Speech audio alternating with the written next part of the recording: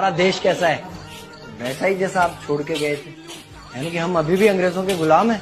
नहीं, अंग्रेजों से तो हमें 1947 में ही आजादी मिल गई थी। अच्छा, तो अब तो हमारे अपने लोग देश चलाते होंगे ना? हाँ, तब तो देश काफी आगे बढ़ गया होगा। जब हमारे अपने लोग देश चला रहे हैं तो गरीबी और भ्रष्टाचार का तो नाम ही नहीं होगा। सबको बराबर हक दिया जाता होगा, किसानों और मजदूरों का अच्छा ध्यान रखा जाता होगा ना?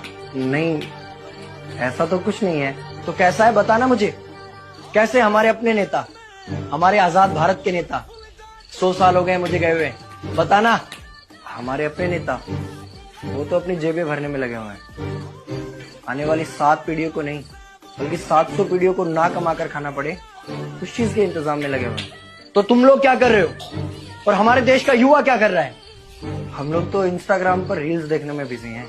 यानी कि हमारी कुर्बानी का देश के लोगों पर कोई असर नहीं पड़ा। देश के लोगों में कोई देशभक्ति नहीं, कोई देश प्रेम नहीं।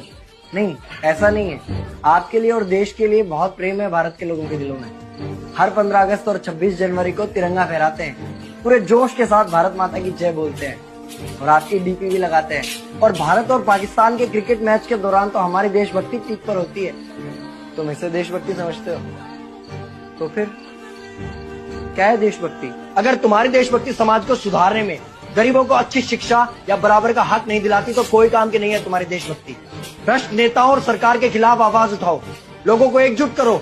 लेकिन अगर हमने सरकार के खिलाफ आवाज उठाई या नेताओं से सवाल पूछे तो हमें एंटी नेशनलिस्ट कहा जाएगा या हमें गद्दार करार दे दिया जाएगा। तो डरता है। 23 साल का था मैं जब अंग्रेजों ने मुझे फांसी पर चढ़ा दिया। मुझे तो आतंकवादी कहा गया था। अगर अब नहीं जागे तो ये देश सोता रहेगा। ये सरकारें, ये नेता देश को बेच खाएंगे।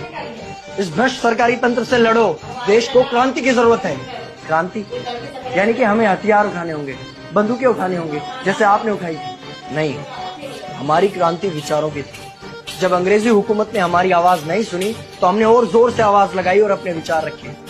और क्रांति केवल सत्ता को बदलने तक सीमित नहीं है, बल्कि इस भ्रष्ट अन्यायी तंत्र को जड़ से उखाड़ कर फेंकना है। पर ये होगा कैसे? अपने आसपास से शुरुआत करो। जो भी तुम्हें भ्रष्ट नजर आए उसके खिलाफ आवाज उठाओ, एक्शन लो। तुम्हारे टैक्स का पैसा नेताओं की जेब में जा रहा है, हिसाब मांगो। अपने वोट का सही इस्तेमाल करो, लोगों को जागरूक करो।